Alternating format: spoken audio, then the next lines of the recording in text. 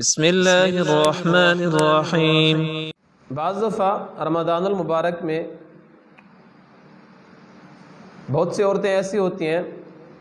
جن کے چھوٹے بچے ہوتے ہیں، جن کی عمر ابھی دودھ پینے کی ہوتی ہے، جو اپنی والدہ کا دودھ پی رہے ہوتے ہیں۔ تو اس حالت میں کہ جب بچہ وہ دودھ پینے والا ہو اور رمضان المبارک آ جائے تو جو ماں اپنے بچے کو دودھ پلائے گی تو وہ روزہ چھوڑ سکتی ہے یا نہیں چھوڑ سکتی؟ فتاوی شامی کے اندر لکھا ہے کہ جس بچے کی کھانے پینے کا کوئی اور بندوبست نہ ہو اور صرف اس کی خوراک ماں کا دودھ ہی ہو تو ایسی عورت روزہ قضا کر سکتی ہے، یعنی روزہ چھوڑ سکتی ہے، بعد میں اس روزے کی قضا رکھے گی جبکہ اس کے بچے کی خوراک کا کوئی اور بندوبست نہ ہو۔